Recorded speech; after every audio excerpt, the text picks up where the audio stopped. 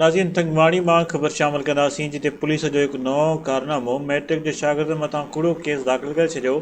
तंगवाणी ॻोठ सावण गबोल जे रिहायशी मोहम्मद याक़ूब बकराणी पाक किताब खणी एहतजाज कयो। हुन चयो, तंगवाणी पुलिस चौकी सलीम खोसे जे एसआई इंचार्ज परियल ॾहाणी रिश्वत न ॾियण ते मूं मथां कूड़ो केस दाख़िल कयो आहे। वधीक हुन चवणु हो त एसआई परियल ॾहाणीअ मूंखे ख़तरो आहे ऐं थी सघे थो त मूंखे पकड़े हाफ फ्राई न करे छॾे।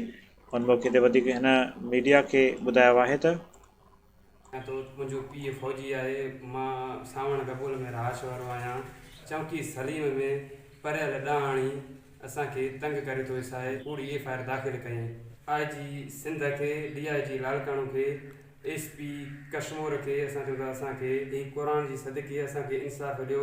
परियल ॾहाणी खां असांखे ख़तरो आहे। हाणे असांखे क़ुर जी सदके इताफ़ ॾिए वञे। परियल ॾहाणी खां असांखे ख़तरो आहे, असांखे मरण जो धमकियूं थो ॾिए। चवे थो अञा भतो नथो ॾिए त पुलिस बि मुक़ाबले में तव्हांखे मां माराईंदुमि। ही क़ुर जी सदके असांखे इंसाफ़ ॾियो वञे। मां मोहम्मद याक़ूब अर्ज़ु कयां थो, मुंहिंजो पीउ फ़ौजी आहे। मां सावण गबोल में रहाश वारो आहियां। चौकी सलीम में परियल ॾहाणी असांखे तंग करे थो वसाए कूड़ी एफआईआर दाख़िल कयईं। आईजी सिंध खे, डीआईजी लालकाणो खे, एसपी कश्मीर खे असां चयो था असांखे ही क़ुर जी सदके असांखे इंसाफ़ ॾियो। परियल ॾहाणी खां असांखे ख़तरो आहे। हाणे असांखे क़ुर जी सदके इताफ़ ॾिए वञे। परियल ॾहाणी खां असांखे ख़तरो आहे, असांखे मरण जो धमकियूं थो ॾिए। चवे थो इन ख़बर जा वधीक तफ़सील मालूम कंदासीं। असांखे जॉइन कयो आहे तंगवाणी मां मोहम्मद अली ॾहाणी। मोहम्मद अली, अपडेट कजो, छा तफ़सील आहिनि?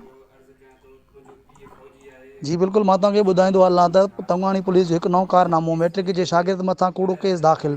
तंगवाणी ॻोठ सावण गबोल जे राशि मोहम्मद याक़ूब बकराणी पाक किताब खणी एहतजाज कंदे मीडिया खे ॿुधायो त तंगवाणी थाणे चौकी सलीम खोसे जो एसआई इंचार्ज परियल ॾहाणी रिश्वत न ॾियण ते मूं मथां कूड़ो केस दाख़िल कयो आहे।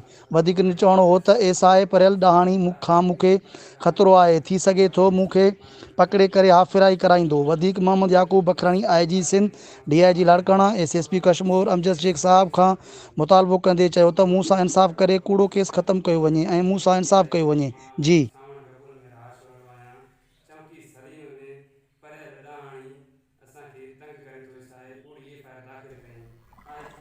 वॾी महिरबानी इन हवाले सां अपडेट करण लाइ।